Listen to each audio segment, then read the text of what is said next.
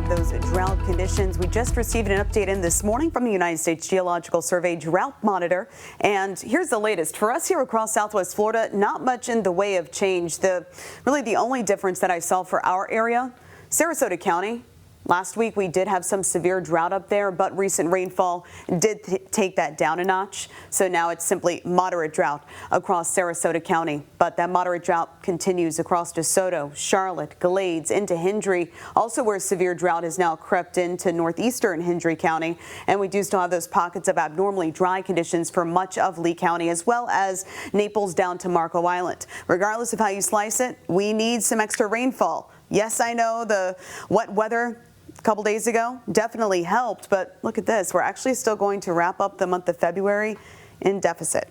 So for the month to date, Fort Myers, we're down by 300s, 4,500s down in Naples, and for Punta Gorda, we are in deficit for the month by around an inch or so. And obviously, when you factor in the deficit also from January, we continue to fall into that pit of needing a little bit more wet weather. Let's take you live. Let's head down to the beach, check on things, because what a beautiful sunset.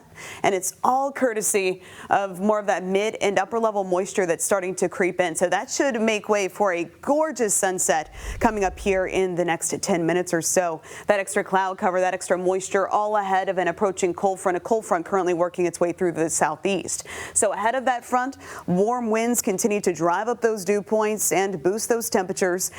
But with those higher dew points, that extra moisture, higher humidity, it's going to be a foggy start tomorrow. So heads up, there will be some foggy areas that could cause some slowdowns on the morning commute. Be sure to tune in to meteorologist Andrew Shipley and for meteorologist Trent Eric tomorrow morning starting at 5 a.m. on Fox 4 Morning News. That way you know where the tricky travel spots might lie. And then that front comes through later in the day, and it's going to come through dry. Honestly, you might not even realize it coming through. Only that wind shift will really be the telltale. Behind that front, cooler morning temperatures with that drier air building in, lower humidity is expected. So it's going to be a beautiful weekend ahead. Again, that front really not bringing us any much needed rain, but great news for outdoor plans. So tomorrow morning, fog. Fog's going to be pretty widespread through that morning commute, but by 12 noon, we can expect lots of sunshine.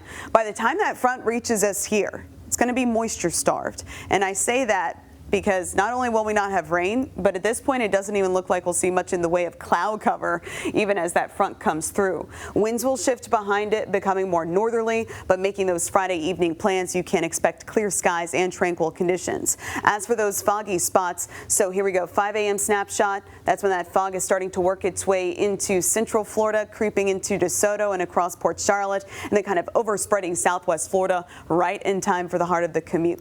Morning low temperatures generally in those mid to upper 50s, right around 60 along the coast. And then heading into the afternoon, heights are expected around 79 degrees. And yes, we'll see a little bit of a morning low drop over the weekend, but those highs will stay around 80.